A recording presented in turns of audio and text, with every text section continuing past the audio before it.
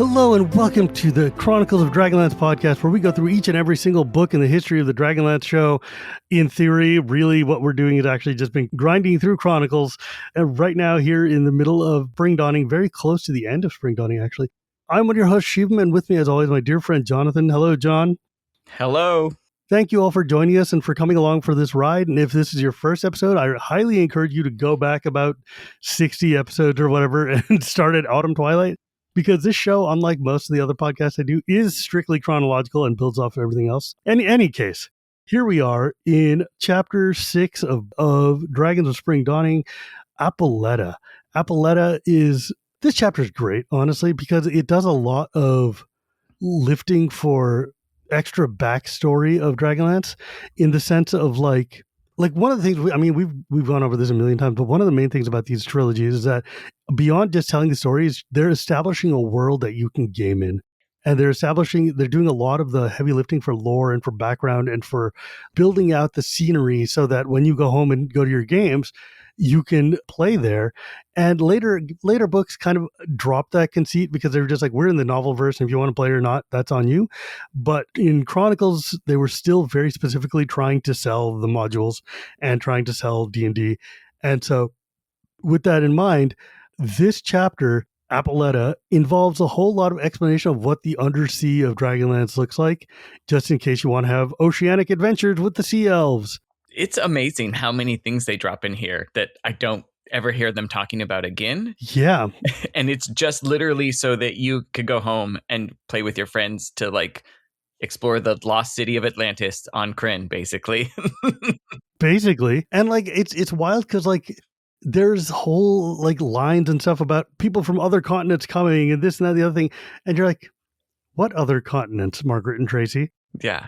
But at that point, they just kind of nebulously hand-waved that there's other continents. They talk about sea dragons. There's like just a throwaway line. Yeah. Where it's like, we don't go there. There are sea dragons. And then I was like, wait. What's a sea dragon? Do we ever hear about these sea dragons ever again? Are they chromatic sea dragons? Are there metallic sea dragons? Like, what's happening here? Sea dragons are a D&D monster. They're like, okay, hey, guess what? There are also sea dragons here. They're basically like snapping turtles that have dragon breath or something like that. That's not nearly as cool as I thought it was. Yeah, what did you think a sea dragon was? I was like thinking like maybe like Loch Ness Monster kind of thing. Kind of. Or those like big oarfish, but like with dragons, and they could be colors and they'd have breath powers. I don't know.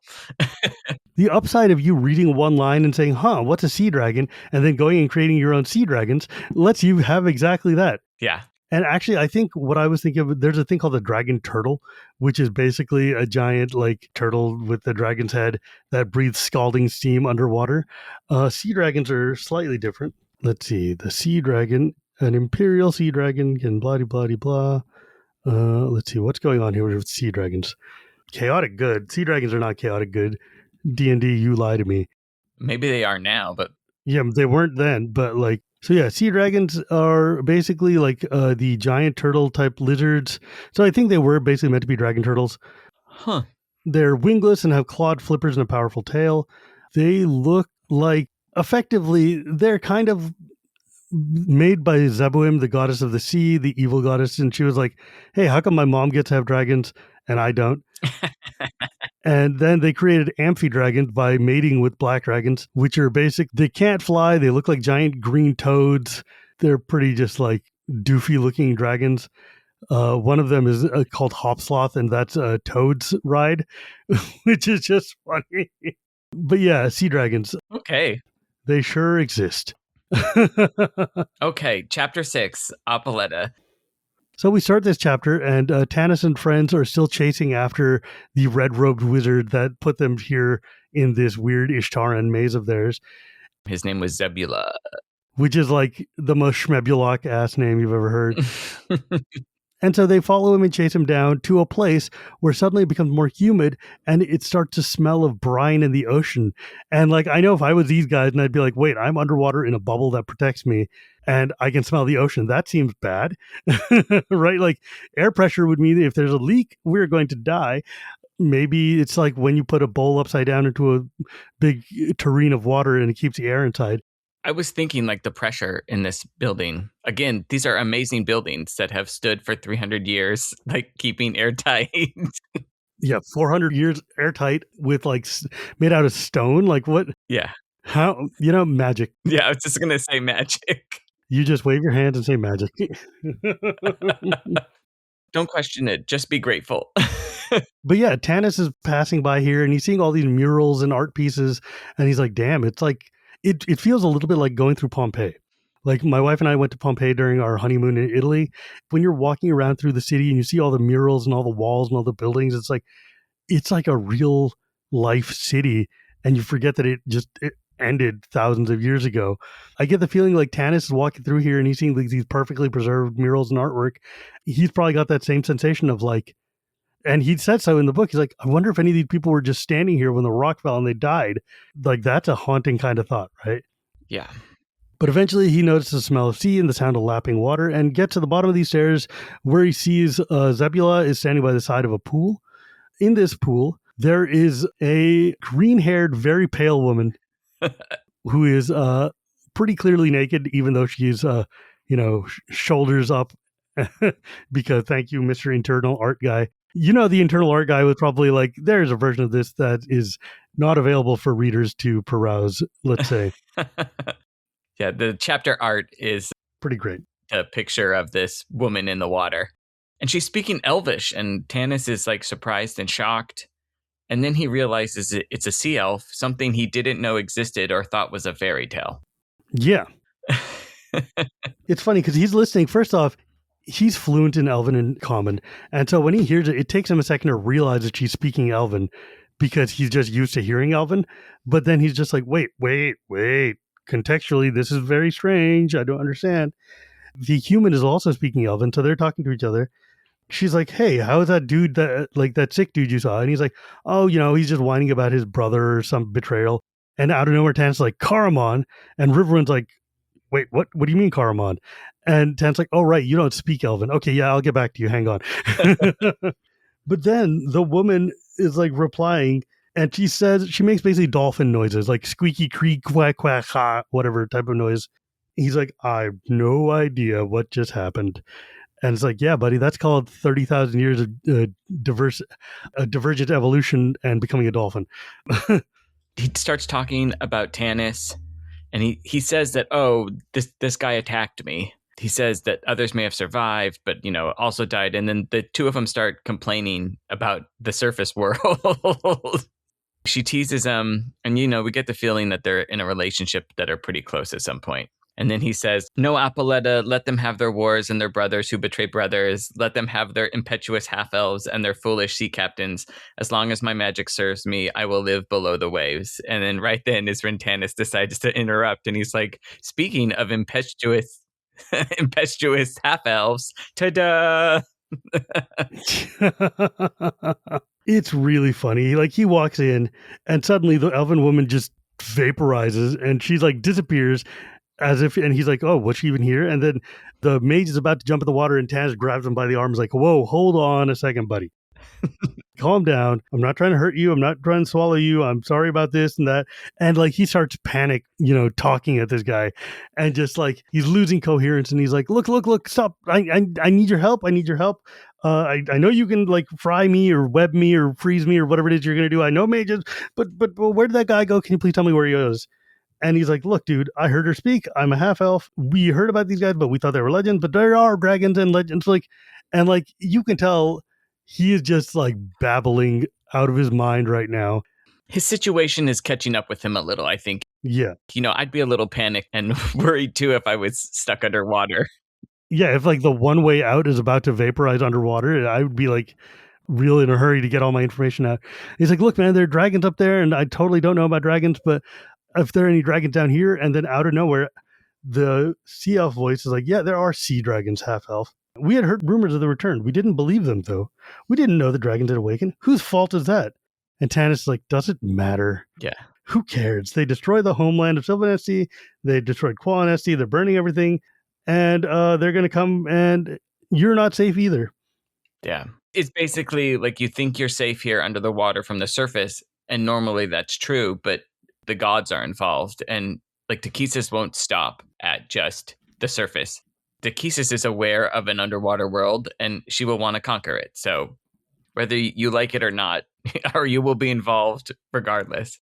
And then Tanis, it's so silly. He's like, so are we underwater? And the magic user's like, yes, you are underwater in the ruins of Istar. The sea elves bring everyone who they find wrecked in the Blood Sea. If they're alive, they bring them to here. Yeah, they kind of ensconce them in a building. Yeah, the man kind of puts them in rooms and sets them up and says, like, you can live here. Or not. Do whatever you want. Yeah, it's just like, I'll check in on you every once in a while, but you're not my responsibility.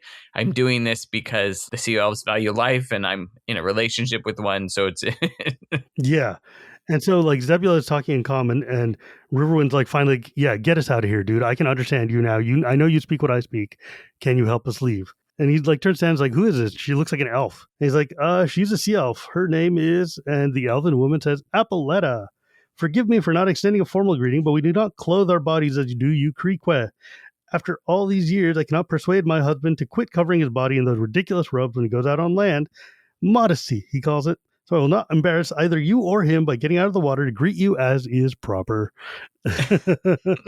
And flushing, Tanis translates. Goldmoon's eyes widened, and Riverwind's like, I do not give a crap. These are elves. Who cares? They're all the same. They introduce each other. Apoletta speaks up and she says, I don't know about getting you out of here, but we can get your friends. Yeah. And so she tells Zebulah to like go get Caramon and Tika.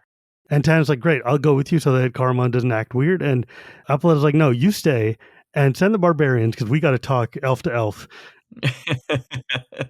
That's smart, I guess. I mean, that's reasonable and fair. And so Riverwind and Goldmoon go off to go get Caramon and Tika. Zebulah is giving them a nice tour of the undercity of Ishtar and gives us, the reader, a nice info dump of what's going on here. And he says, you see, he explained, when the gods hurled the fiery mountain onto Kryn, it struck Ishtar, forming a giant crater on the land. The seawater rushed in to fill the void, creating what became known as the Blood Sea. Many of the buildings at Ishtar were destroyed, but some survived here and there, retaining small pockets of air. The sea elves discovered that this was an excellent place to bring mariners they rescued from capsized ships, and most of them feel at home. The mage spoke with a hint of pride which Goldmoon found amusing. It was a pride of ownership, as if the ruins belonged to Zebulah and he had arranged them to display them for the public's enjoyment. Goldmoon's like, but wait a second, buddy, you're a human. Why are you here? And he's like, well, I wanted money, so I went adventuring to Ishtar, and instead I found a hot chick and stayed with her. And that's basically the summary of what's going on there. And then Goldmoon's like, so where's the temple? I've been reading all about this temple in the discs. I want to know where it is. And suddenly Zebulah's face is like, goes super dark and sorrowful. And he's like, look, yeah, the temple isn't here anymore. There's a dark pit where it used to be. Nobody knows its depths because the elves refuse to go there. And it's terrifying. So he's like, it's as deep as the heart of evil itself. Probably goes straight to the abyss as far as he knows. I thought this was an important point because it speaks to the reason for the cataclysm is Goldmoon asks, where is the fabled temple of the king priest? And I noticed immediately that it is not the temple of Paladine, which you would think it would be, since the point was to worship Paladine. Well, no wonder the king priest is evil. The temple is named after himself instead of his god. Like, it shows that the purpose was not to glorify the deities.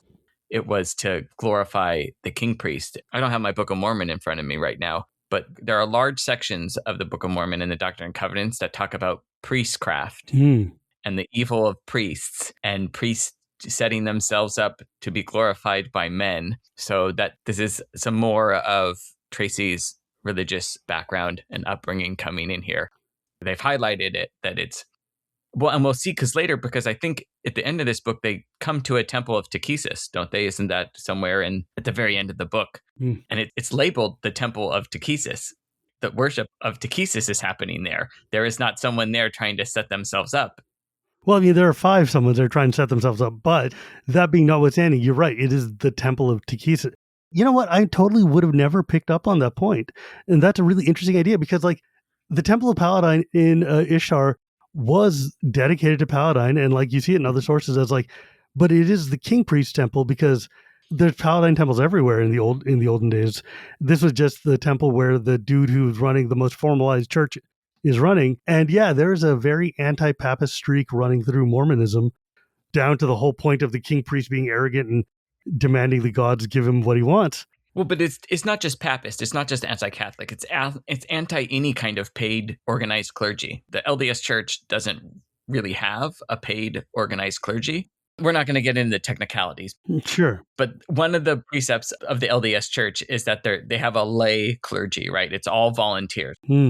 Your local leaders of your church who like organize it and preachings from the pulpit, they are not paid for that, right? Do they have like seminary or anything to that equate? There is no seminary, no. You just go out on your mission and you figure it out as you go? Quick setup is that churches are organized by geographical area. And so if you wanted to go to a Mormon church, you would find one, and then and if you joined, they would ask where you live, and then they said, "Oh, well, here's where you go. This is the meeting house where you would go, and this is the time that you go." And then the leaders it's called a ward, right? It's basically your local parish. Yes. If you went to that one, you would be given a calling, is what it's called, and it's basically like your church job. And one of those church jobs is to be a bishop, be one of his counselors. And you have your normal job too. There's no training for it. That's wild. And they have had troubles with that because there's no, as a bishop in a local ward, or if you're a slightly higher in a stake, right, which is a number of wards together, they have someone called a stake president who oversees that. I don't know what the equivalent of like an area, not quite a cardinal or an archbishop or something, but again, no training. This is another person, right? Like growing up, some of my bishops one was an attorney, one was a CHP officer, one was. So it basically just like you volunteer in the church and then you get promoted up the thing based on if they see if you've got skills of organization and able to put these things together. Yeah. And I've never understood it, right? Because sometimes you can be a bishop and then like you go back to just being like primary school teacher, right? You just go back to teaching Sunday school.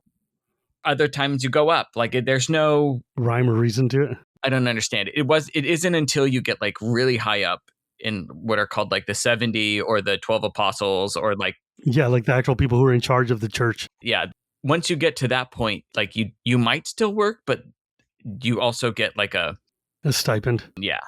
And it's not like a huge stipend, so some of them still work. But I think like the highest, the 12 and the prophet, like all they do is church stuff. And like I think they live in church houses and the church pays for all their travel and everything. Yeah, I mean, like that makes sense. You're like that becomes your job to run. Like there's now money involved, so it's like you have to like handle that, and that becomes like. That came all later, though, because like Joseph Smith had his own job, right? He had a number of jobs, some of which people would say was just hustling his parish. Brigham Young owned a bunch of property and owned a brewery and owned a bunch of stuff. So like they all worked. That's funny that he owned a brewery. Yeah. Like given the it is funny. Mormon relation to alcohol. He owned a brewery and I think he owned a wine press and a couple other things, right? So it is a little funny. Do as I say, not as I do. But in any case, before we get too far afield here, though. I noticed that when I was reading, when Goldmoon asks about the temple of the king priests, I was like, oh, I think that's intentional, right? Yeah.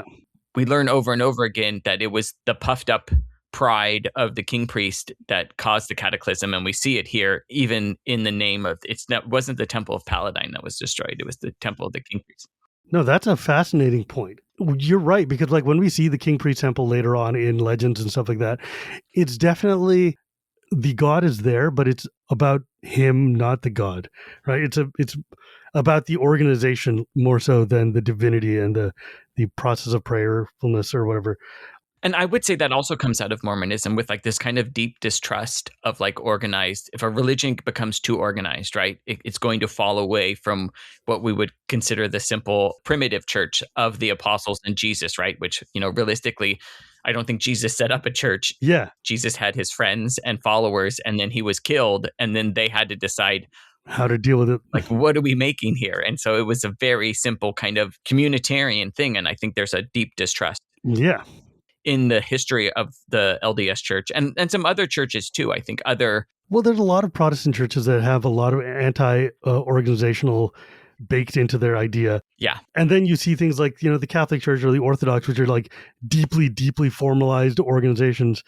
I mean, you see a lot of this in like Hindu temples too. There's like some Hindu groups are very, very formal and hyper-organized and have like, those guys are deliberately setting out to emulate Christian models because most Hinduism is decentralized to the point of being like flat. Yeah. There's a priest class of people who come and do priestly things, and then everybody else is just like, whatever, who cares? Goldmoon here is obviously like she's a layperson trying to become a priestess, trying to become a person of like faith. Elistan here, the fact that Elistan ends up taking over the church is because he's like already got that organizational mindset of having run the Church of the False Clerics or whatever in the Seekers. Yeah. And everything like that. So he kind of knows how to build a church. Goldmoon's more just like, what if we just loved God and each other? Well, and I wonder if that's because Elistan is also the priest of the chief deity, and Goldmoon is a priestess of Mishakal. Yeah, that's true. And Mishakal is much more like, I'm not really into organization. I'm into love. Yes, you're right. She's into like being a midwife and into being like, exactly that. Exactly. I think there's a lot of that. I was just thinking, like, I wonder if there's like any kind of internalized like patriarchal notions here. But of course there are. This is the 80s and it's church. Well, and I'm trying to think, I can't think of any faith, and this could be my own ignorance, where the primary deity is a woman. Oh yeah, there's entire sects of Hinduism which are the Devi and Shakti sects, which believe in the goddess Durga or Parvati or whatever the mother goddess is. There's a lot of like, and it's like one of the big. And she's the primary deity, right? She doesn't have like a consort or. Yeah, like Shiva is her consort, but he's lesser than her. It is one of the big acknowledged huge like divisions of Hinduism, is Shakti faith. Is that the one? And this could be just because the Western has demonized it. But is that is one of them the one that has like the chain of skulls and they say that? Yeah, Kali. Oh, she's basically a demon and they worship a. Yeah, that's like all the things you see in Indiana Jones, that sort of thing. Yeah. But she's much more complicated than that, and it's outside the scope of the show. But yeah, like the thing is, of the modern major religions in the world, most of them are very patriarchal, and most of the very hyper organized ones lean toward patriarchal masculine deity figures. Yeah. And that's a quirk of human history at this point in time. Well, and the patriarchy, like the long-standing patriarchy. It's funny because there's like a lot of commentary that I talk to with my other clergy friends when we're discussing this of how like it doesn't matter what religion you're in. The people in the pews are almost always women, and the people in the front doing the services are almost always men. But if you don't have like the people actually keeping the religion alive, doing like the work to do the worship and the rituals, and the people who are doing the actual, main like preserving of the faith, those are all like the ladies here. Yeah. But we just get really stuffy about who gets to be in charge because it's like, I'm a guy, I should be better. It's like, who's doing all the work of building community usually? Yeah, who's doing the actual work here? Come on, man. So this pit, right? This is the actual abyss, right? This is the tear in the world that leads straight to the abyss. I think it is safe for you to assume that this is not necessarily a physical tear that goes straight to the abyss. It's a metaphorical place in the universe that has like a thin layer that you could go to the abyss from there. Is this hole somehow involved in how Takhisis sneaked back? No. Okay. Because if you think about it, if there was ever a place in the world where all the gods are always going to be paying attention to figure out who's, if anybody's trying anything, it would probably be the hole in the abyss going down. Yeah, that's a good point. Because everybody would be like, like eyeball down, like, what are you doing there, buddy? That's why the pillar shows up in Neraka later. Okay. So yeah, we're going down here. Zebulah says this thing about, good for me to remember the darkness of that dreadful time. I tend to forget in my daily ramblings here that this used to be a city of laughing, crying, living, breathing beings. Children played in these streets. They were playing when that terrible evening when the gods cast a fiery mountain down. You asked where the temple stands. It stands no longer. The place where the king priest stood, shouting his arrogant demands at the gods, is a dark pit. Later on, he stops and he looks at Goldmoon intently and he's like, the guilty were punished, but why were the innocent? Why did they have to suffer? You wear the medallion of Mishakal the healer. Do you understand? Does the goddess explain it to you? And Goldmoon's like, she's startled by the question. She's hesitating. She's trying to figure out what's going on. And then she's like, I asked the question too. And in a dream once, and she looks at like Riverwind and she grabs him and she's like, look, in a dream once I was punished for my questioning and my lack of faith, punished by losing the one I love. But whenever I feel ashamed of my questioning, I'm reminded that it was my questioning that led me to find the gods. She's silent and she's like, look, I don't have an answer. I still burn with anger when I see the innocent suffer and the guilty rewarded. But I know now that my anger is seen as can be a forging fire. In its heat, the raw lump of iron that is my spirit is tempered and shaped to form the shining rod of steel that is my faith. That rod supports my weak flesh. That metaphor there of like your faith being a rod that supports you is one that I've used in my life a lot. It's like me and my mom and stuff, we talk about that a lot, about how we're like, when we go through like these challenging points in our life, this is our faith is that firm kind of pillar that we lean on within ourselves to stay upright. That's been a really core. That's like one of those phrases that like has built my own personal theology of life. Don't want to tell you that this thing that built your faith, the iron rod, is directly out of the Book of Mormon. There's a whole... Oh, I 100% believe it. There's a whole vision that the Nephi has where he's asleep and he has a dream. And in it, there's like a tree and an evil building and then people wandering in darkness. And then there's an iron rod and the iron rod leads to the tree. And basically it's explained that the iron rod is your faith and it's the truth. And if you stick to it, it will lead to salvation. And the cloudy darkness is just the world. And the evil building is like Satan, right? It's everything that's wrong and evil in the world that looks great. Sure. But yeah, the iron rod, like there's a hymn in the LDS Church called Hold to the Rod, the Iron Rod. So the thing is, though, that's like a fundamental core of Hinduism right there, though, of like, you know, you have to have your faith, you have to be internal, you have to believe in yourself. That's how you progress, is by holding on to this core of yourself. When you think about one of the biggest arguments between Hinduism and Buddhism is all about internal self-realization and self-sufficiency. And Hinduism is like externalizing that notion of faith into a deity or divinity and grabbing on and using that as the same pillar. But the core idea of like, this internal strength is what keeps you going is like an ideal part of dharmic faith. That's the thing. Like I've said this so many times, like Dragonlance really gave me, because I grew up an English language speaker and my parents were not good at explaining theological concepts and I was a child. Perhaps they didn't even understand themselves, but this book gave me a lot of vocabulary and imagery with which to explain what we are doing and why this works for me. I've always found that like really a useful metaphor. No, it's absolutely useful. I think we've just said before that there's like there's a lot of stuff about spirituality in these books that is... Yeah, there really is. You know, it can apply to, certainly there's a lot of Tracy Hickman's faith in here, but Margaret Rice did the writing and I don't even know what her faith is. I don't even think she's talked about it. I've known her for like eons and decades and I have never directly asked her. I might have directly asked her at one point in time, but I think her answer was kind of nebulous and not really.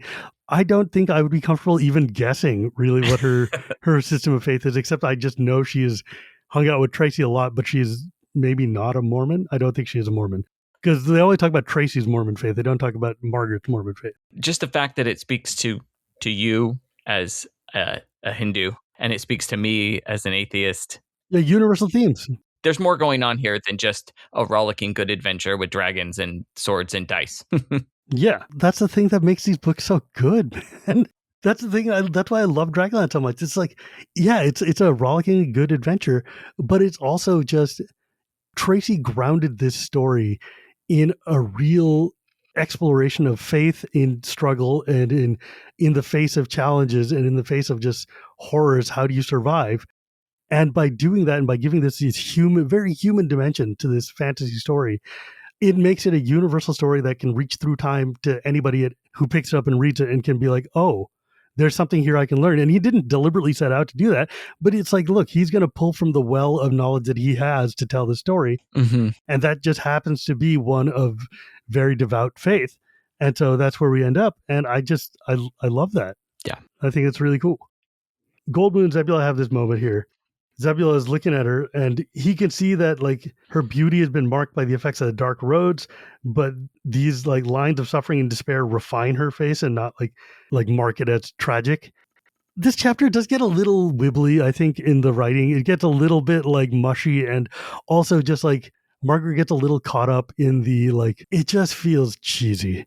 There's word choices in here that just feel so Hallmark or like religious television of like, she's like, there was a wisdom in her eyes, enhanced now by the great joy that came from the knowledge of the new life that she carried. I'm like, come on. You know, Zebulah has no reason to ever know that. Like, let's chill for a second here. He says, like, perhaps I have made a mistake staying beneath the water so long, Zebulah thought, suddenly feeling very old and sad. Perhaps I could have helped if I had stayed above and used my anger as these two used theirs to help them find answers. Instead, I let my anger gnaw at my soul until it seemed easiest to hide it down here. Mm-hmm. They're having this moment, and then Riverwind is just like, hey, let's go get Caramon. You guys you're getting a little sappy here. Yeah, he's like just staring at these two, just kind of getting wibbly, and he's like, okay, bro, like, let's calm down.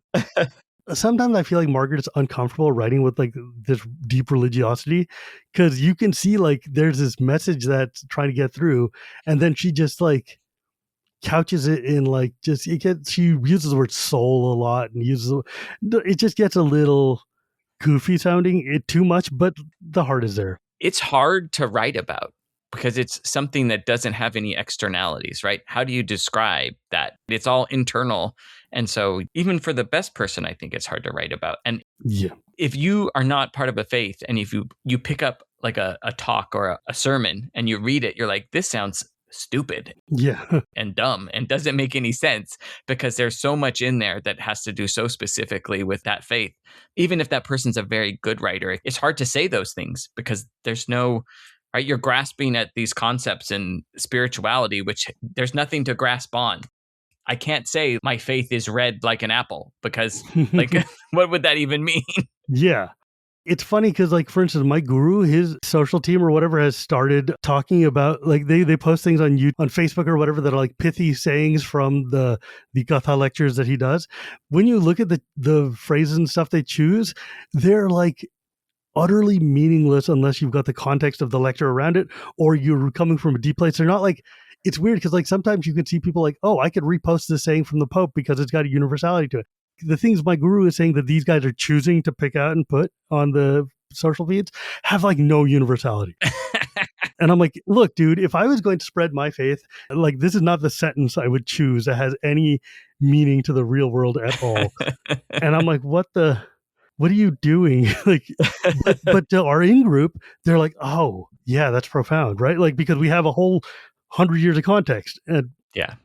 They go to get Caramon. They say, well, we should hurry because he's injured. And they're like, well, how? And Zebulah's like, oh, well, it's only in spirit. He's just really down. He's depressed. He's got the sad. We get this, that Gold Moon, I don't even know, do they mention it? Let's see here.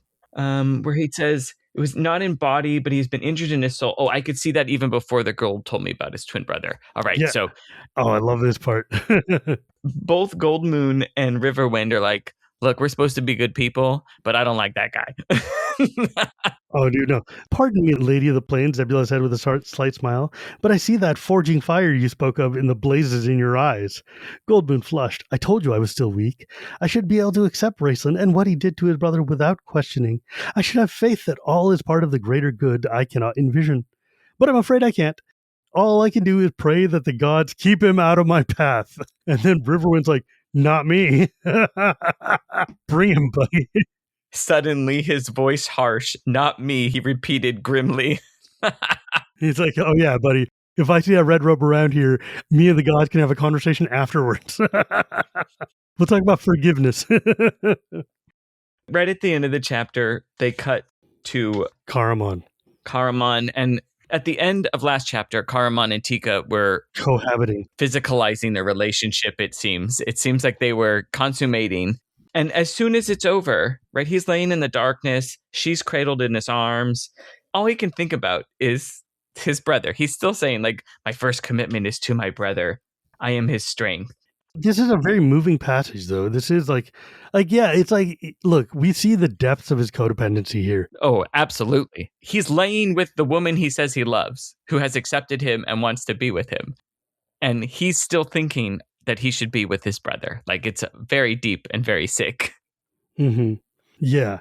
I should be glad, Caramon told himself. He's like, I love Tika and I have her love in return, and now we're free to express it. I can make commitments to her.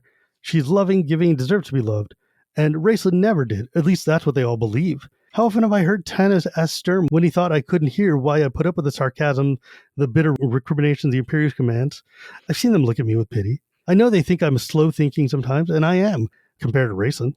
I am the ox lumbering along, bearing the burden without complaint. That's what they think of me. They don't understand. They don't need me. Even Tika doesn't need me, not the like Rayson needed me. They never heard him wake up screaming at night when he was little. We left alone so much, he and I. There was no one in there in the darkness to hear him and comfort him but me. He could never remember those dreams, but they were awful. His thin body shook with fear. His eyes were wild with the sight of terrors only he could see. He clutched at me, sobbing, and I'd tell him stories or make funny shadow pictures on the walls to drive away the horror. Look, Race, I'd say, bunnies! And I'd hold up 2 fingers and wiggle him like a rabbit's ear. After a while, he'd stop trembling. He wouldn't smile or laugh. He never did either much, even when he was little, but he would relax. I must sleep. I am so tired, he'd whisper, holding my hand fast. But you stay awake, Caramon. Guard my sleep. Keep them away. Don't let them get me. I'll stay awake. I won't let anything hurt you, Race, I'd promise. Then he would smile, almost, and exhausted, his eyes would close, and I kept my promise. I would stay awake while he slept, and it was funny. Maybe I did keep them awake, because as long as I was awake and watching, the nightmares never came. Even when he was older, sometimes he'd still cry out at night and reach out to me, and I'd be there. But what'll he do now? What will he do without me when he's alone, lost, and frightened in the darkness? What will I do without him? Caramon shut his eyes, and softly, fearful of waking Tika, he began to cry. Damn, God, that's such a good passage! Oh my God, it's so meaningful. There's all that talk about all this stuff he said, and then it said, what will he do without me? But really, it's that last line, what will I do without him? Right? That's really what this is about. Raceland has always resented his need for his brother. Yeah. And always looking for a way to overcome it. That should have been Caramon's goal too, right? Caramon should have been trying to lift his brother up to independence instead of leaning into the codependence, which is why now that Raceland has what he believes is his own independence, I don't know, we'll get to that later. Now Caramon is lost because, like you said, they were both... Because he doesn't have meaning anymore. Yeah. What gave his life meaning was being there for his brother and being like the protector for his brother and being this like idea of, oh, I'm going to guard the night from the night. Yeah. Without realizing he's smothering Raceland. Yeah. And without realizing that he's like himself stunting his own growth. Yeah. But it's also, I don't know, just like Look Raced Bunnies ends up being one of those iconic moments in Dragonlance history where it just shows up over and over again because it's just this beautiful relationship between the two. Before it's poisoned, right? Like I would say when they were kids and they were sleeping together and he was scared, like before it was poisoned, this does seem like this is a cute scene. This is a nice, loving scene because even then it doesn't seem that there's the bitterness there from Raceland. That came later. Yeah. It's funny because like in the annotated chronicles, there's a vignette about this story, which is Margaret says, this came about due to Michael Williams. Tracy and Michael and I were sitting around in one of the small cubicles trying to plot out the ending for the first book. And we'd come to the big climax. The heroes are in a dwarven kingdom. They're standing over a platform over a lake of fire. Vermindard and his henchmen enter. The heroes have been betrayed. They're going to die. Fire dragons are springing up out of the lake. Flames shoot high into the air. What are the heroes doing? Tracy asks. I know what Caramon's doing, Michael answers. He holds up his hand in the shape of a shadow puppet. Look, Race, bunnies! We collapsed into laughter and did no more constructive work that day. I just had to commemorate that moment. And then Tracy replies, trust Margaret to take Michael's joke and turn it back on him as one of the most moving passages in all of our books. They never ended up using the ending because the book was way too long, which is why they pulled it back and cut out the whole segment of the Dwarven Kingdoms, which you can read in Dragons of Dwarven Depths. Yeah. But that is the end of chapter 6 here. As always, we will thank you all for being a listener of the show and remind you that we've got our Patreon at patreon.com/Chronicles of Dragonlance Podcast. Join us, join our Discord, join our community. And if you are one of our $5 up patrons, we read your name right now. Alexander Lewis, Nicholas Campos, Wardango, Chris Andrew, Jason Bledsoe, John Merlino Jr., Jan Newhoff, Andrew Arsenal, Todd Fisher, Iskander Bill, Matthew Williams, Kevin Don, Eric Schultz, Robert Fisher, Tom Bertram, Scott Williams, The Nine, Duncan, Ilya Tulloch, Adam Squires, Diana D, Jamie Gerber, Fiend Folio. Thank you, Fiend Folio, for creating The Dark Knight. Randy Burns, Carl Roy, Lord Soth, The Dark Knight created by the Fiend Folio. Glenn Maloney, Aqua Buddha, Brandon Brown, Melissa Grunhagen, and Joachim Lee. New names, Sarah. I'd love to see new names. I'm grateful to all of you because you guys help this little project to just go over these books and you guys get to listen in on them. And I'm grateful that enough of you feel that this is something you care to support. Yes. Like that means a lot to me and John. We are deeply, deeply grateful for each and every one of you that comes and joins us here. The support helps keep us going, certainly. Yeah. Dude, I mean, you our hosting costs, man. Like that alone. Covers hosting costs. It covers new equipment costs. It covers purchase of books and map. Oh, God, yeah. You know, one of the things, having been the dude who bought all the Dragonlance books when they were like $4 each or whatever, looking at the prices of some of these things, sometimes like I go on Facebook on the Dragonlance groups and I'm poking around and it's like, oh man, I've totally found this sick find at a used bookstore. It was only $75. I'm like, for Siege of Mount Nevermind? $75? Like that book was $3.99, buddy. Like, what are you talking about? Yeah. Well, there's all of them that exist in the world have already been printed. And you know, it's funny. It's like, I just owned so many. I mean, like, if I sat and actually thought about the value of my Dragonlance collection, I would probably have a heart attack or something. I mean, that's probably true for most of your collections, Shiva. Your magic collection, your... Well, look, dude, I know my magic collection is worth a dumb amount. But you know what's really funny? My friend Ravi was like, hey, he wanted to borrow my Japanese copy of Chronicles because I had Dragon of Autumn Twilight. He's like teaching himself to read in Japanese. So he was like, oh, let me just borrow this and I will read it. Do you have an English version that I can borrow so I can just like compare the two as I'm going? I just grabbed a random one off the shelf and I gave it to him. And later on, he texted me. He's like, dude, you gave me a signed copy. Are you sure? And I'm like, I only have signed copies. Chapter 7, Barum, Unexpected Help. This one's got like the most Trapper Keeper looking internal art ever of the dolphins jumping. It does. It's very much, what's her name? Lisa Franks. Yeah, it's Lisa Franks. Hot pinks. Yeah, just dolphins jumping with a big sun in the back and some clouds. The chapter swings us back to Tanis and Barum talking to Apoletta. The chapter starts with, and that's our story, said Tanis simply. And I was like, that's not a simple story. Yeah, I love that technique in writing where it's like, look, dude, I don't want to recite the history of these novels so far. So, here. And that's what happened. Apoletta goes, what about Barum? And remember, they're speaking in Elvish. So Barum's just standing there awkwardly, having no idea what they're talking about. Yeah, but Barum is like standing there awkwardly if they were speaking anything, right? Like, yeah, he's off in his own. And Tanis is like, I don't know. The Dark Queen seems to think that she'll win if she has Barum. And then Apoletta. This is my favorite line. She's like, well, you have him. Does that mean you win? And Tanis is like, I don't know. Like, I don't know what about Barum means victory. And then they ask Barum. They're like, does he know? And she's like, no, he claims he does not know. And then Apoletta's like, well, I don't believe him. I love Apoletta. She's just like here and she's like out of nowhere, like an uninterested third party just showed up and she's just listening to like poking holes in his whole life, like out of nowhere. She's like, well, you got him. Did you win? She's like, you should take Barum to the Queen's Temple in Neraka. You'll learn there. And in my head, I was like, wait. How did she know? It's in the middle of a continent. She's a sea elf. Yeah. On rereading, I was just sitting there going, when I was preparing for this chapter, I reread and because I was thinking like, I never knew how they got back to Neraka or how they knew to go there. And I'm like, why the hell does Apoletta know? She's a sea elf. Because she says, you meant Neraka. You know the Dark Queen has her great temple there in Neraka, Apoletta said sternly. And then Barum's like, does she? Oh, also, like every time she mentions Neraka, you know, there's a cry of wild fear and terror. And he turns around and he just sees Barum. You know, Apoletta's like, he's like, Barum, what did you see? Did you see something? And Apoletta's like, he didn't see anything. He reacted that way when I said Neraka. And Barum's like, Neraka, nope, got nothing to do with the evil's bad. Don't talk about it.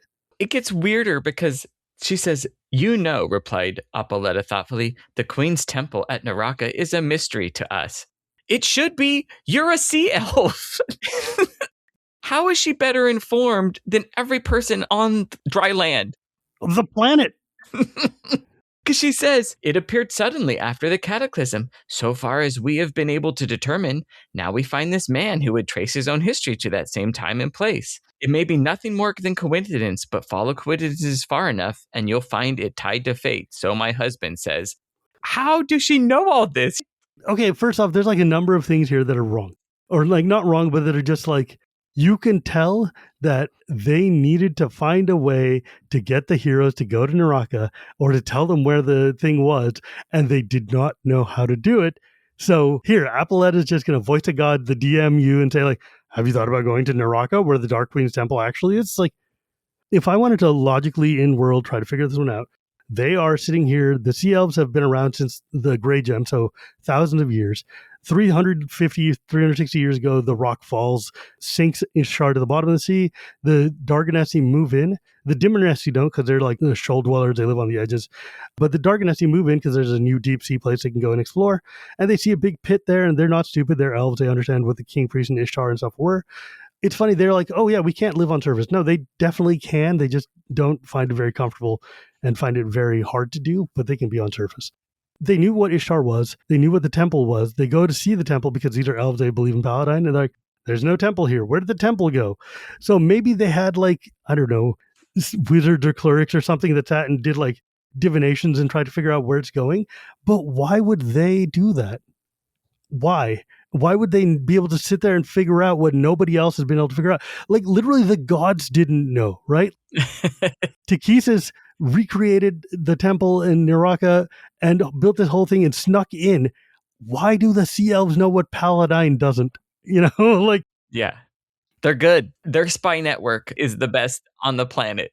this is like one of those moments where you sit there and go like, I do not understand how this happened because it doesn't make any sense. But it's like, she's like, Apollo's like, how old did you say he was? And Tan's like, over 300 years or so, he claims. If you only believe half of what he says, that cuts it to 150, which doesn't seem too plausible.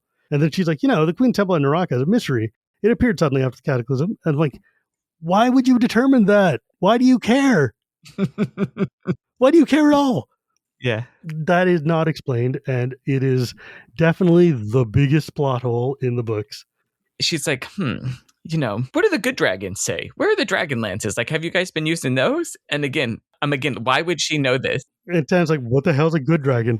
I get that the sea elves have lived here for a long time and they've been around for a long time, but the elves have been around for a long time too. And even the elves were like, good dragons are a myth and dragon lances are a myth, even though they should remember a time when both of them were around. Even though literal Solastaran's great-great-great-grandfather knew Huma or whatever, right? Like, yeah. The amount of knowledge transmission through generations in the sea elves must be phenomenal because they remember all this stuff. Why, though? Tanis is like, I didn't know there were good dragons. Yeah, he's like, what the hell's a good dragon? Dude, I love this. And she's like, oh, the silver dragons, the gold ones, the bronze ones, and dragon lances. Surely the silver dragons gave you the ones that they were keeping. Why does she know the silver dragons have the dragon lances? Who the hell is Apoletta? Well, wait. If they're not here, that's bad. If there are no good dragons, it means that the sea dragons could come back. And I was like, okay, so the good dragons keep sea dragons away? Well, the sea dragons were evil dragons, so they were probably locked away with the ones. It's funny because Tana's like, I've never heard of silver dragons except in some old song about Huma. And the same with Dragonlances. We've been searching them for so long without a trace. I was beginning to believe they didn't exist except in children's stories. And this is the part where Margaret reminds you that all of the stuff we've learned about good dragons and Dragonlances and all that stuff is actually the other half of the team. Mm-hmm. And not these guys who have been underwater and have no idea what's going on. And that is so funny to me because it's like, what the hell are you talking about? Why does Apoletta know this? And so now I'm going to spend 10 seconds and I'm going to go look in the modules to see what they said because I got to know. Okay, so in the modules, Maquesta and her team are set adrift on a raft and set back to the shipping lanes, which is why they're alive in novels later. That explains something that I've been wondering for 30 years, which is good to know. But yeah, like down here in the deep where they're at, they've got Dragonlances. They've got a freaking dragon orb. They've got a room which has the original dragon orb in Zebulah's room. It's just a random, like in the middle of a room is a big seashell bed. And then there's like a door in the western wall. And there's like an orb in the middle of it with like, it's the dragon orb in down here. Like, and the orb is pulsing because the sea dragons are coming. And then there's this thing called the King of the Deep, which is going to come and start attacking them. Like Zebulah doesn't know the way out of Ishtar, so they have to go to the pit to try to figure out a way out. And in there, you run into this thing called the King of the Deep, who is hanging out outside of the pit of Ishtar. And there's like 12 statues that are keeping it alive. It's a big The King of the Deep is a shadow-like being created from the life essences of 10 former priests of Ishtar. Their wicked minds have joined together to form this monster, but they can still animate their petrified forms to protect themselves. If their forms are destroyed, the king dissipates into nothing. It has the body of a fish covered with a silky tangle of hair, the head of a squid, and 2 monstrous pincers. And it's immune to all mind things, and it's like this basically gigantic sea monster that lives right above the pit of Ishtar. Once you destroy those statues, and then they go, and if they somehow get entangled in the battle there, Apoletta and friends help them. The pit of Ishtar does drag you into the abyss if you go too deep, 10% of the time. But there's like tunnels there that will lead you directly out of the area. That's how the module has them escape Istar, is through the pit. Basically, if the sea elves are victorious against the King of the Deep, they will get to flee via this. There's this undersea. They can either go undersea, crossing all these things, or the Darganessian dolphin form can just take them up to the top. Got it. Okay. Yeah. Interesting. It's weird though. This like I need to reread this whole module because that undersea section is completely different from the novels. Yeah. But it doesn't explain at all how Apoletta knows any of this crap. It would be interesting to dig through the modules and see how they point the people towards Neraka. That is a good question. I will look onto that another time, though. But yeah, somehow Apoletta knows everything there is to know about sea dragons, about dragonlances, the good dragons, and Neraka. I don't understand.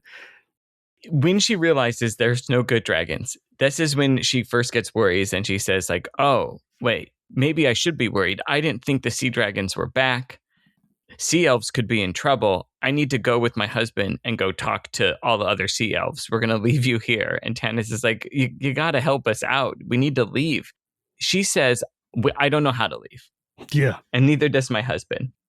I don't know the way out, Apoletta said. Neither does Zebulah. It was never our concern. But by the end of this chapter, we'll know that's like a straight up lie. Unless she doesn't and they just cover over that they figure it out. Maybe that's the difference. Maybe the module is filling in that part right there. Because she says they don't know a way. But Zebulah returns, including Caramon and Tika. Goldmoon mentions to Tanis, oh, Caramon is not doing well. And Tanis is like, well, I can see that. He looks like shit. Yeah. And then Tanis is like, not that I can blame him. I'm also feeling like shit. Yeah, it's really funny. They're all staring at him like, how do we get out of here? What do we do?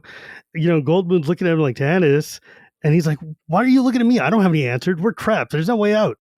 Quit looking at me to lead you. I betrayed you. Don't you realize it's my fault? Everything is my fault. Find someone else. And like here, Tracy makes a note in the Annotated Chronicles, like, Tanis seems to want to corner the market on guilt. Eventually, Apoletta's staring at him like, maybe I can help. They're all silent. They're still watching Tanis. Shall I tell you a story, half-elf? She said, resting her gentle hand upon his arm. A story of a woman and a man, lost and alone and frightened. Bearing a great burden, they came to an inn. The woman sang a song. A blue crystal staff performed a miracle. A mob attacked them. One man stood up. One man took charge. One man, a stranger, said, we'll go out through the kitchen. She smiled. Do you remember, Tanis? I remember, he whispered, caught and held by her beautiful, sweet expression. We're waiting, Tanis, she said simply.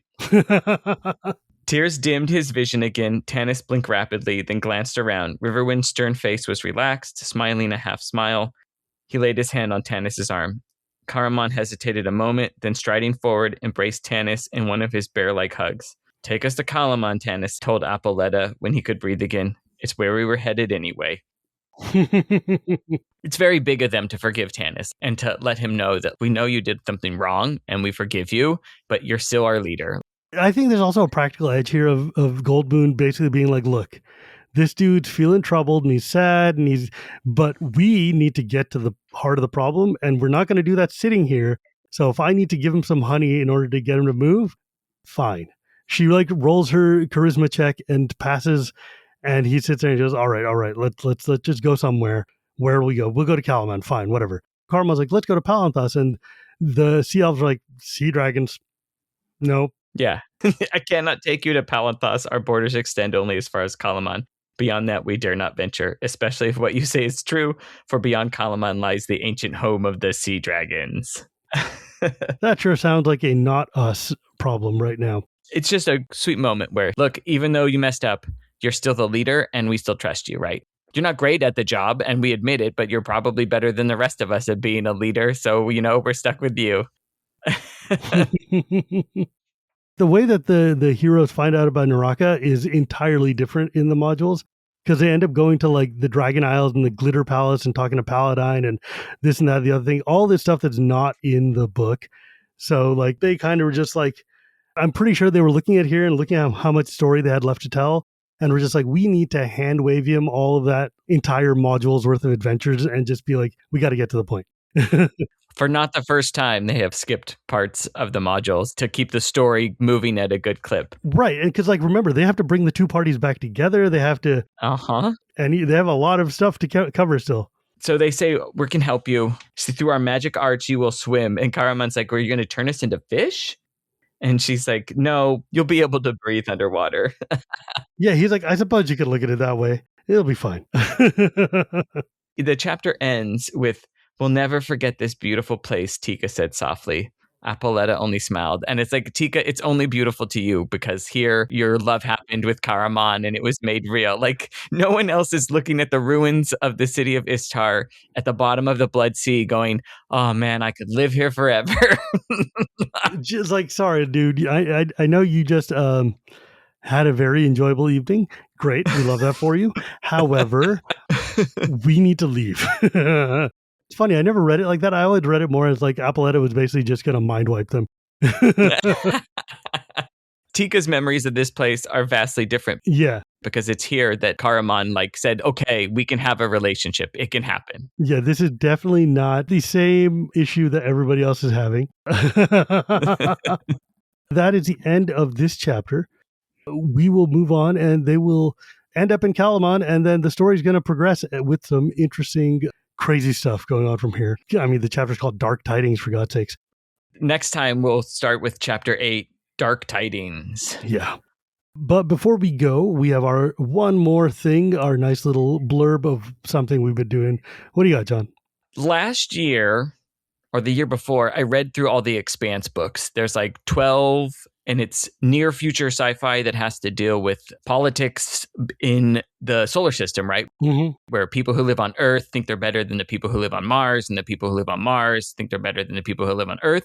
And then there's all these people called belters who like live in ships and asteroids and in small places. And because they've grown up in space, they can't actually go on a planet, right? Because without any gravity, they stretch out. So it's fantastic, fairly hard sci-fi series. And there were 12 books, and I read all of them. And then I found out that Amazon had done a TV series of it. So I have slowly been going through that. And this month, I had dropped it during the holidays because holidays, and I just picked it up again. So I'm trying to finish season 5 of the Expanse TV series. So if you like good sci-fi and you like fun sci-fi and you like teams of people working together to solve problems in interesting ways, I would highly recommend it. And if you like the kind of like epic empire politics stuff, this also has it.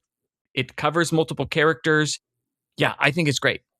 Everybody has told me I should watch it, and I just haven't because I don't watch TV very often. It's hard to get me to sit down and watch anything. But I think maybe after the... You could read the books. You're a book reader. Yeah, I got a lot of books to read. And it's sci-fi. I don't love sci-fi. Yeah. But I think I might give the Expanse a try after I'm done with the Olympics, which is my thing, because as of recording, I realize it'll have been 2 months ago, but I am the biggest Olympics fan on the planet. I absolutely love the Olympics.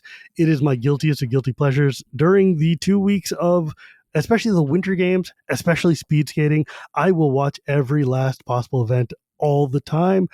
I adore the Olympics, and I've just been mainlining it and just hammering through them. It is a life goal of mine someday to go see speed skating live. I absolutely adore it. Do you like the Summer Olympics as well? I like the Summer Olympics as an Olympics thing because gymnastics is fun and racing is fun, whatever. But I love the Winter Olympics. Okay. I was going to say, like, your chance to see the Olympics is like 2028 in LA. Please believe I've registered for the chance to buy tickets to go see anything in LA. Like, if I can go see the Velodrome, that would be amazing. I think like the event I signed up to try to get tickets for were either any of the track and field events, the velodrome or like judo or ping pong. Table tennis at the Olympics is insane to watch.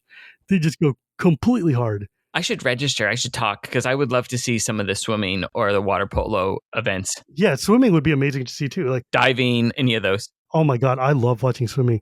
But man, I would like a mutual friend of ours, Kat, went to Milan to go. She saw the opening ceremony and then she saw hockey, women's hockey, because it's like the University of Minnesota. Yeah, she's a big hockey fan. Oh, yeah. Is she still a San Jose Sharks fan? She's a Minnesota Wild fan. Oh, okay. She's a Sharks fan when the Wild are not playing the Sharks, but she's from Minnesota and she believes in them. I'm a Sharks fan. The Winter Games is just, I've watched every Winter Olympics since 1988 Calgary. It is my absolute favorite thing in the world. This is my 3-year-old's first Olympics where he can like watch it, and we've been watching some of it. And it's been real funny because he has like what are they doing? Mm-hmm. Sports are so abstract, and some of the winter sports are really abstract. For like the skiing ones and the skate racing, right, where they do the monobob or the bobsledding, like, well, they're just trying to go really fast to win the race. And then he started, I'm going to do Olympics. I'm going to go really fast. Say go. And then he just runs down the hall and then comes back and he goes, I went really fast. I did Olympics. And we're like, it's good job, buddy. I'm going to do Olympics again. My kid and I love to watch curling, which is basically just like bocce on ice, man. Like, I love that. I love that. I don't know. It's something about the fact that someone in Scotland decided, hey, let's throw hard, heavy rocks on ice ponds and try to hit that other rock. And then someone else said, what if we made a sport out of it? And what if we could sweep to get the ice clear? I love it. I love it, man. The Olympics are great. Yeah, that is my happy spot, and I've been having a grand time watching it. But with that, my friends, we will see you all next time. As always, you can find us on Blue Sky. You can find us on Discord, on our Facebook group. All of the things are in the show notes below or in the link, and on the Patreon at patreon.com/Chronicle of Dragonlance Podcast. Thank you, John, for joining me as always. Thank you all for listening, and we'll see you next time. Bye.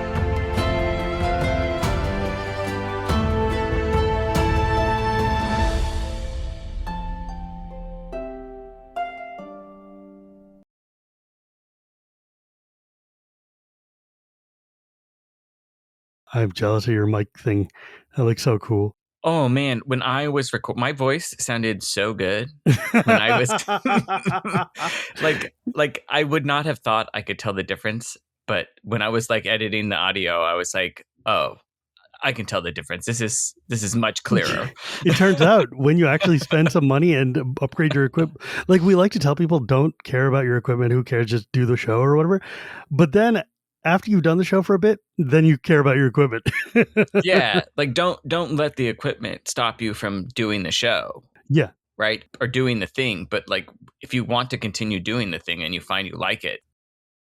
God, sometimes D&D is just full of the dumbest possible things. I mean, that's kind of its charm. It is. Scary dragons and a dumb toad. Like, yeah, right. Yeah, so in the Monster Manual Compendium Dragonlance Appendix, which was the 3-ringed binder that was released with second edition that had folios you could add in, the sea dragon is listed as a neutral evil thing. It's related to a dragon turtle, so the dragon turtles are like the giant snapping turtles with dragon heads. But a sea dragon resembles a giant turtle with a dragon's head and massive flippers. A thick shell, usually black or dark green, covers most of its body. It looks like a toad with wings in the picture. And that's hilarious to me because like the article it has little wings. Yeah, it's got little flappy wings. But the weird thing about the text, it looks more like an imp, honestly, than like a dragon. It feels like this art is wrong because when you look at the text is all about swimming and it just says they have flippers and a shell and wings. They don't have like, not wings, but the art has wings. So it's like, why does it have wings? But it breathes a cone of steam that is 50 feet long, which is a cool underwater weapon. I like that idea a lot. It does not. Does it fly? Combat. Sea dragon attempts to capsize ships. It's got blah blah blah blah blah blah blah. Honestly, it doesn't say anything about flying at all. So I think the wings here are just here by accident. Someone was like, you want it looks like a frog and it's got wings. Okay, great, let's go. All right. Yeah. Doesn't sound like it Anyways, follows the text. yeah. That being said, sea dragons are. It's funny because well, we'll get to that when Apoletta gets here. What's the word I'm looking for? Oh, geez. All right. So something does live there. God, these modules are so annoying to read sometimes. Okay, hang on.